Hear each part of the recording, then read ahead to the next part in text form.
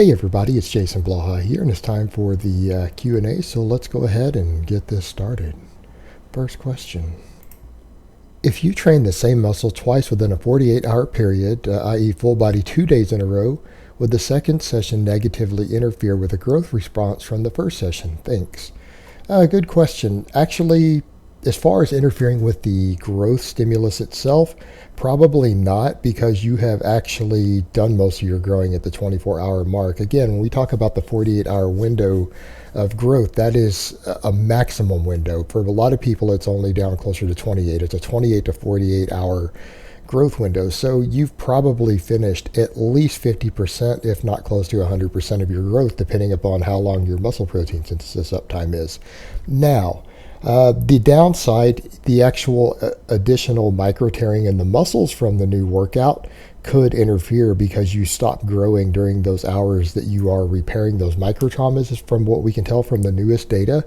So in theory, it could, particularly if your workout volume was too high on the second workout. The trick to making everyday training working is to keep the volume so limited, and particularly the eccentric reps so limited in their scope, that you don't cause very significant micro tearing and micro traumas in the muscle tissue. So if the first workout had a lot of volume,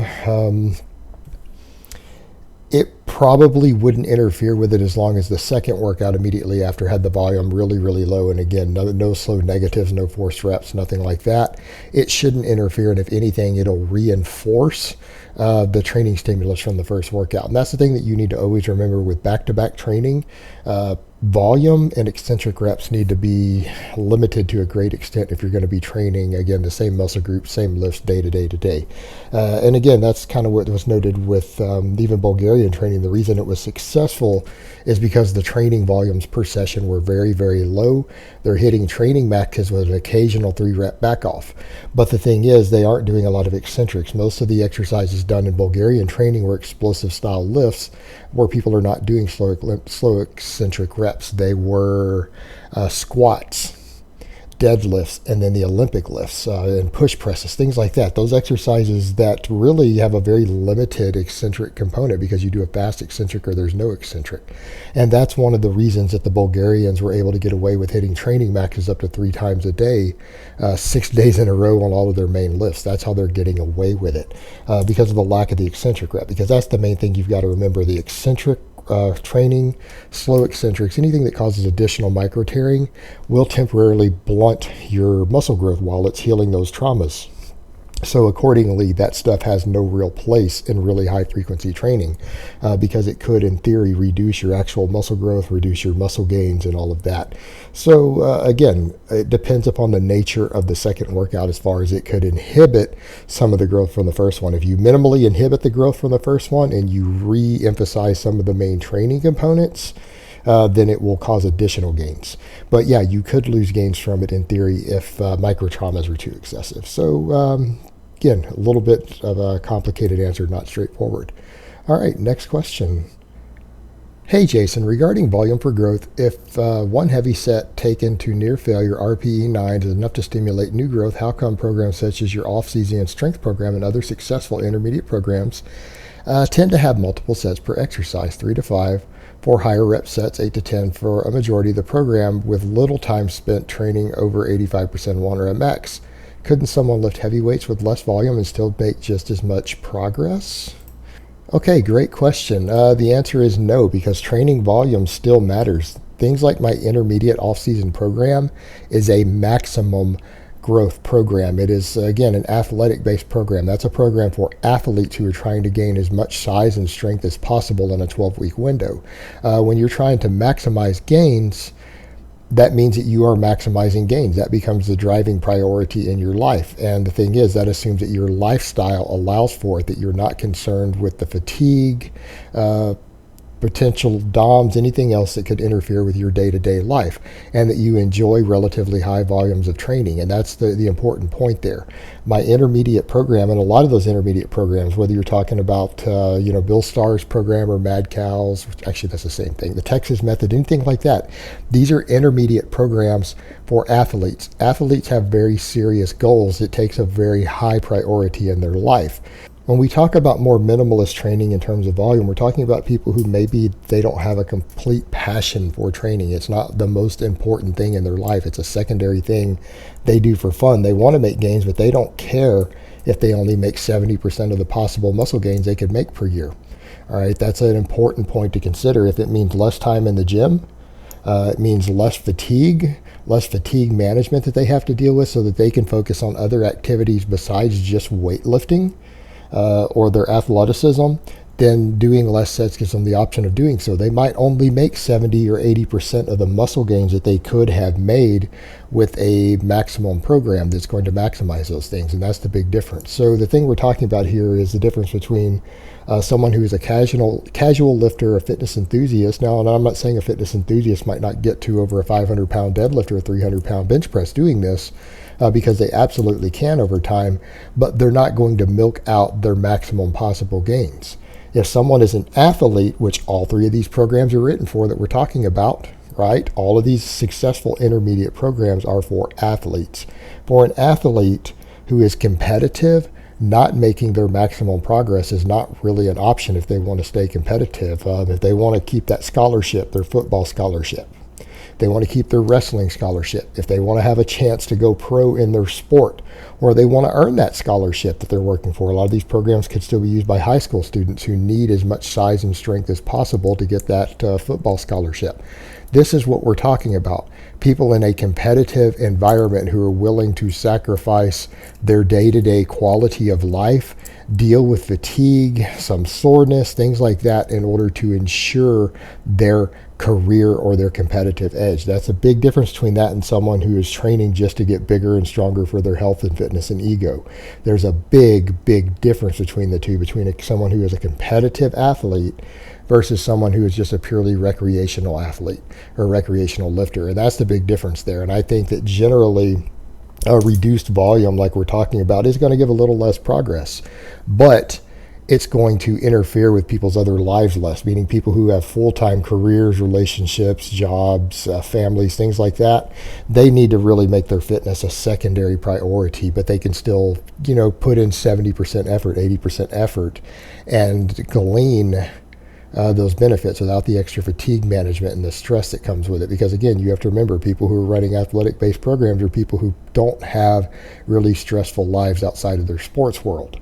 All right, an intermediate level athlete in college doesn't have a lot of stressors outside of his test and outside of playing sports to win, because that is basically his job at that point. And so that's who these sort of programs are written for. Or, again, someone who's a very serious competitive powerlifter might run these. But the thing that you've got to remember, these maximum programs don't allow for you to have really stressful lives and stressful careers and things outside of your training. And that's the big difference when we talk about minimalist training versus training for actual athletes. And my intermediate program is an athlete-based program. It is an off-season program, which implies for an athlete, because people who don't compete in anything don't have on-season versus off-season. So the name is right there in it. All right, next question. If someone would do the same routine with the exact same weight and repetitions for 1 month with inadequate calories, but then repeat the same thing for one more month, this time in a calorie surplus gaining weight, would they gain muscle? Curious about your insight on this. Thank you. All right, this question is so absurd that I'm going to answer it anyways. Would they gain muscle? Yes, absolutely. Someone who sits around sedentary and doesn't really work out other than just walking around, who eats enough food to gain weight, also gains muscle. So someone who's lifting weights, why wouldn't they gain muscle also doing the same thing? Food is anabolic. The only issue you have is that in many cases you gain more fat than muscle as an anabolic response to your food. But that doesn't mean that food by itself doesn't put muscle on you. So to answer the question, of course they would gain muscle. Why wouldn't they? Now, the reason this question is absurd, and we're going to address the absurdity to it, is if they had been able to complete these weights while consuming inadequate calories and gaining no weight and no significant amount of muscle, once they are eating enough food, the extra food should allow them to train harder and put more weight on the bar. Once they start gaining muscle immediately from the new food in the first week, the extra muscle should also allow them to increase their workload as well. So with both of these factors involved, the question becomes, why would they continue to do the exact same workload for another month that they were able to do without the extra food. They're gaining both training fuel as well as strength from the extra muscle mass. They should be able to increase the workload quite a bit over what they were doing in the previous month. And if they did that and they increased the workload itself based upon the extra calories and the extra muscle they're gaining, they would gain muscle even faster. So they're actually shortchanging themselves purely to illustrate a point in a hypothetical question. So on the same amount of calories, they're going to gain less muscle and gain more fat while training at the exact same workload that they had been without consuming the extra food, when they could be doing more and be gaining muscle twice as fast. So in a way, the question is absurd. The answer is yes, but they'll gain less muscle and gain more fat than if they had actually just increased the workload, which they should be able to easily do with the changes in diet. So absurd question, but I guess we went ahead and answered it because we learned a couple things from it. All right, next question. I ran a powerlifting program for 6 months and bicep growth was greatly limited. After a short break for other physical pursuits, I'm running the same program again, but want to add in more bicep work. I've been doing a rest pause set after my main workout, alternating bicep and hammer curls on Monday, Wednesday, and Friday. Do you think this is too much volume and only 2 sets would be better?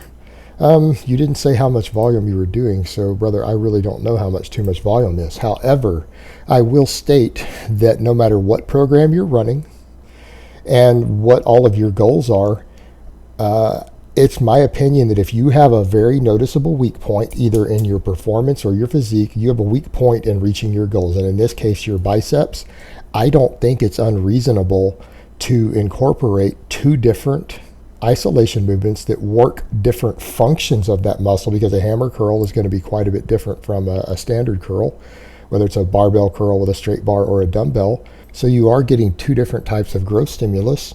But if this is a very noticeable weak point, I don't think it's unreasonable to incorporate 2 very different isolation movements 3 times a week for that weak point until it gets caught up. You know what? Even though, again, I'm one of the people who always tends to say compound movements first, isolation second. Isolation can be optional for some people. In your case, I think that your use of the isolation movements here is warranted, and I think it's reasonable. I have no problem with what you say you're doing here. In fact, I think it's a pretty good idea. Continue to do it until your biceps are balanced out where you want them with the rest of your physique. I think that's the best way to fix it. It's what you're doing right now. So no, it doesn't seem like it's too much, even though it is 2 different isolation movements. And I usually say most muscles don't need that, but if they're really lagging that bad, at least you're picking 2 very different isolation movements that have different focuses. And hopefully that should be enough, doing them 3 times a week to sort out your problem. So best of luck to you there. No, I don't think it's unreasonable on your part at all. All right, next question. Hey Jason, the creators of the xfit games say that the overall winner is the fittest person on earth. In your opinion, what is the ultimate competitive test of fitness? Thanks. All right, no, I think these games are a bunch of convoluted mess, and I think they have a lot of different awkward exercises with bad technique and everything. So no, that wouldn't be my best way to determine it. What I would look at would be individual tests with individual scorings to where you rate all the normal performance elements. Because if we're talking about fitness from a performance perspective, what we should probably look at is something like maximum strength. So we could probably test them on something like a max deadlift, a max push press, right? So you've got your 2 different power movements. You could maybe even pick a third one, but I think the deadlift and the push press would be fine, although we could do a power clean also. So 1 rep maxes on those 3 exercises using a good technique, and that could be your strength and power component. A basic conditioning test, so you could have people run a 5K for time, and that's how you would put it up there. So then you've got that conditioning component, and then maximum endurance. You could have them run a marathon for time, like a 20-mile foot race for time, and do them all in the same day, back to back to back. And I think that would give you a much better milestone of how fit a person is. So you would again have a power component, which would equal 1/3 of their score, and again, maybe 10% of their score being their maximum on each of those lifts, and that's how people would rank up. A 5K run for their overall conditioning for time, and then followed by a 20-mile foot race for time later. Again, give them a little bit of time, a break, and some food in between. And yeah, that would be your best way to determine overall fitness, because that would balance out everything from body composition, strength weight ratios, and everything. Because ultimately, sure, someone could show up who's 300 pounds and win the power component, but then they get outrun in the other two conditioning and endurance components by other people. And again, the same thing, someone who's all endurance, who might win the marathon, might not win the 5K, and then they're going to get crushed if they're too light and too weak in the strength and power end. So ultimately, I think these three basic tests would be the best way to determine overall fitness in some games. And they could split it up into 2 days. In fact, they could probably do the power component one day, then the 5K the same day, later in the day, and then the marathon run the next day. And yeah, I think that would be a far more reasonable test. Now, would it be as entertaining? Probably not, but would it be a better test of overall fitness to determine who's the most fit competitor? Yeah, you betcha, because it covers all of your important performance elements as far as fitness are concerned. All right, guys, but that's really all I have to say on that today. I hope it's been informative, and I will talk to you guys next time in part 2.